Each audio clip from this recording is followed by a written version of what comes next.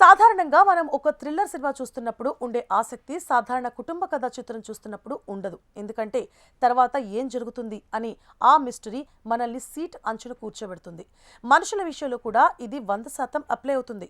మన గురించి ఏమీ తెలియని వారితో మాట్లాడేటప్పుడు ఒక రకమైన కుతూహలం ఉంటుంది.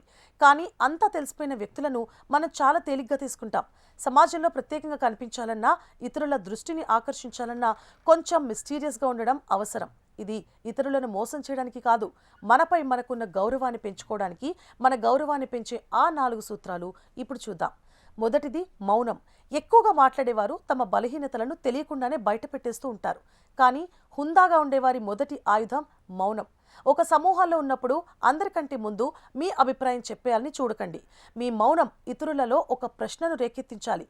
మీరు ఏమనుకుంటున్నారు అని వారు ఆలోచించేలా చేయడమే మీ మొదటి విజయం.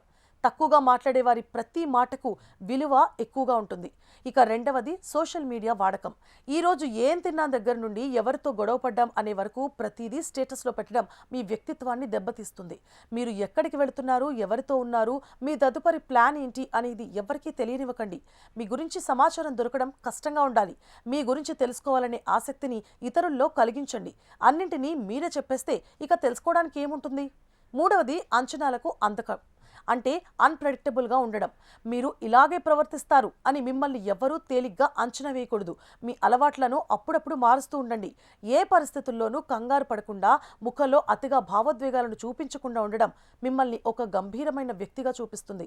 అకస్మాత్తుగా ఒక కొత్త నైపుణ్యాన్ని ప్రదర్శించడం లేదా ఊహించని సమయంలో సరైన నిర్ణయం తీసుకోవడం మీ చుట్టూ ఉన్న ఒక గౌరవప్రదమైన వలయాన్ని సృష్టిస్తుంది.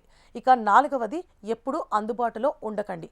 ఎవరైనా ఫోన్ చేయగానే వెంటనే ఎత్తడం, పిలవగానే వెళ్ళడం మీ విలువను తగ్గిస్తుంది. మీరు మీ పనుల్లో బిజీగా ఉన్నారని వారికి అర్థం కావాలి. మిమ్మల్ని కలవడమో లేదా మీతో మాట్లాడడమో అనేది ఒక అరుదైన అవకాశంగా ఇతరులు భావించాలి. గంభీరంగా ఉండడం అనేది మన ఆత్మగౌరవాన్ని కాపాడే ఒక కవచం లాంటిది. మనం ఒక తెరిచిన పుస్తకాలా ఉంటే చదవడానికి సులభంగా ఉంటుంది. సో త్వరగానే పక్కన పడేస్తారు. అదే ఒక మూసి ఉన్న పెట్టెలా ఉంటే లోపల ఏముందో తెలుసుకోవాలనే తపన అందరిలోనూ ఉంటుంది. మీ లోతేంటో ఎవ్వరికీ తెలియనివ్వకండి. లోతైన నది ఎప్పుడూ నిశ్శబ్దంగానే ప్రవహిస్తుంది.